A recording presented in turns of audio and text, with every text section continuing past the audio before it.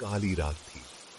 आसमान पर बादल ऐसे उमड़ घुमड़ रहे थे मानो किसी अनजानी तबाही की आहट हो।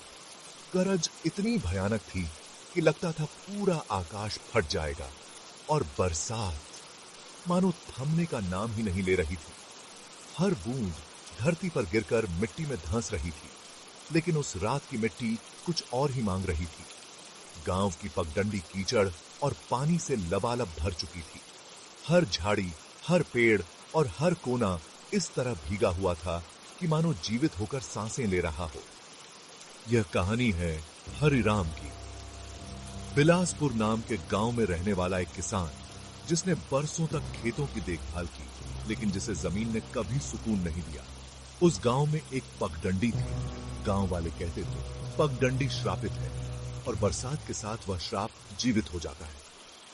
हरिराम एक साधारण किसान था। सादा कपड़ा, थकी हुई आंखें और उम्मीदों से भरा दिल।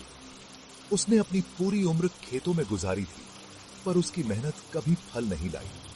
कभी सूखा, कभी बाढ़, कभी कीड़े और कभी कर्ज। उसके हिस्से में हमेशा दर्द ही आया।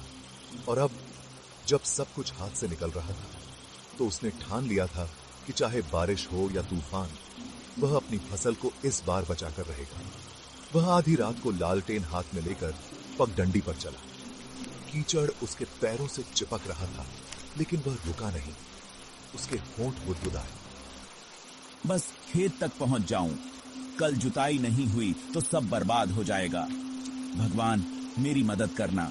कभी यह पगडंडी गांव के बच्चों की खिलखिलाहट से गूंजती थी, लेकिन अब यहां केवल बारिश की आवाज थी और कीचड़ की गंध।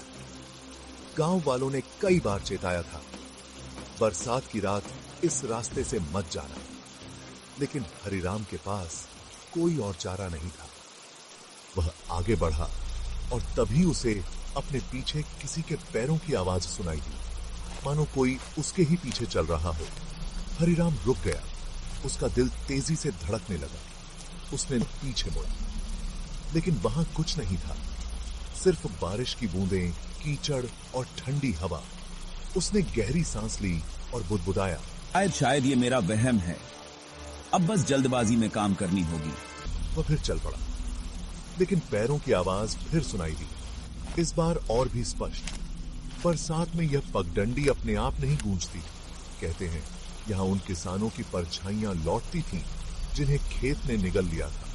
हर बारिश ये रास्ता किसी की तलाश करता था, और आज की रात उसने हरिराम को चुन लिया था। हरिराम के माथे पर पसीना छलक आया। बरसात की ठंड के बावजूद उसके शरीर में आग सी जल रही थी। उसने धीरे से कहा, कौन है वहां जो मुझे डराने की कोशिश कर रहा है? सामने आओ। अचानक बिजली चमकी और उसी चमक में उसने देखा, पगडंडी पर एक परछाई खड़ी थी। लाल आंखें, मिट्टी से सना शरीर और चेहरा ढका हुआ। हरिराम का गला सूख गया। उसने कदम पीछे खींचे, पर कीचड़ में उसके पैर धंस गए। वह हिल भी नहीं सका। हरिराम ने महसूस किया कि पगडंडी अब उसे छोड़ने को तैयार नहीं थी। वह भागना चाहता था, पर उसके पांव जमीन ने जकड़ लिए थे, और वह परछाई धीरे धीरे उसकी ओर बढ़ रही थी। उस परछाई की फुसफुसाहट गूंजी, ये खेत भूखा है, हर बरसात इसे किसान चाहिए। हरिराम ने चीखते हुए कहा, मुझे छोड़ दो, मैंने तुम्हारा क्या बिगाड़ा है? परछाई फिर बोली, तेरे पुरखों ने हमें धोखा दिया था, अब कीमत तू चुकाएगा। बरसात की बूंदें और तेज हो गईं। लालटेन उसके हाथ से छूटकर कीचड़ में बुझ गई। अब उसके चारों ओर केवल अंधकार था। हरिराम चीखता रहा, लेकिन उसकी चीखें बारिश की गड़गड़ाहट में खो गईं। पगडंडी पर उसके कदमों के निशान धंसते चले गए, मानो धरती उसे अपने भीतर खींच रही हो। और कुछ ही पलों बाद वहां सन्नाटा छा गया। अगली सुबह गांव वाले उसी पगडंडी से गुजरे। कीचड़ पर गहरे पैरों के निशान थे जो खेत की ओर जाते थे, लेकिन कोई भी निशान वापस लौटने वाले नहीं थे। गांव के बुजुर्ग ने धीरे से कहा, एक और किसान चला गया, बरसात ने फिर से अपनी कीमत ले ली। गांव वाले अब भी कहते हैं, बरसात की रात अगर कोई उस पगडंडी से गुजरे तो उसे अपने पीछे पैरों की आहट सुनाई देती है।